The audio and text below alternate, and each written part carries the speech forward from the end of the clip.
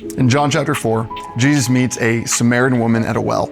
It's an ordinary moment that becomes extraordinary. Tired, thirsty, and sitting in the heat of the day, Jesus asks her for a drink.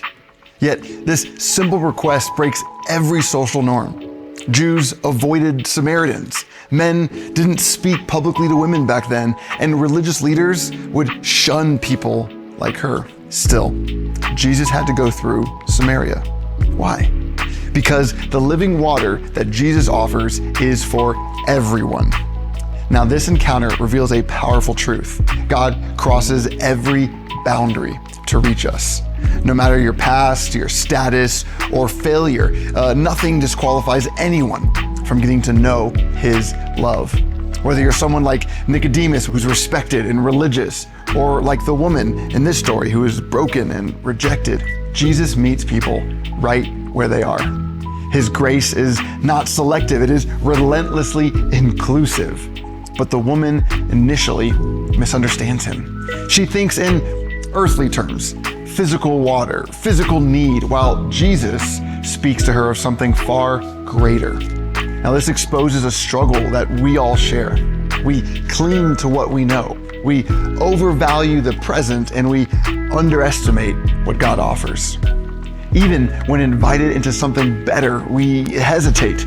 Human nature resists change, preferring comfort over transformation. Yet Jesus consistently supersedes earthly expectations. He calls us not just to believe differently, but to live differently, to forgive when it's unnatural, to trust when it's uncertain, and even to love our enemies. That kind of love can feel impossible, but perhaps that's the point. When love is forged in difficulty, when it's extended to the unlovable, it becomes deeper, purer, and more like God's love for us. Romans 5:8 reminds us that while we were still sinners, Christ died for us. God didn't wait for us to improve. He moved toward us even in the midst of our worst condition, like a loving parent who chooses us before we deserve it. This is the foundation of the living water. It's a love that doesn't run dry. It's salvation for all of us. Jesus contrasts the well's water with His own. One satisfies temporarily. The other satisfies forever. You see, everything in this world, success, relationships, comfort, eventually leaves us thirsty again. But Jesus offers a wellspring within us, a source of eternal life that never fades. This is why He prioritizes the eternal over the temporary. When He heals, forgives, or saves, His focus isn't just on the moment, it's on forever.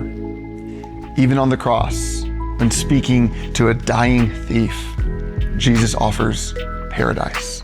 Not rescue from the death, but redemption beyond it. We were made for eternity. So the ache that we feel in loss, the longing for more, these are reminders that this world is not our final home.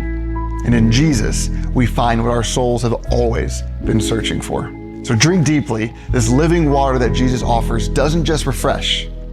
It transforms, it satisfies, and it leads to life everlasting.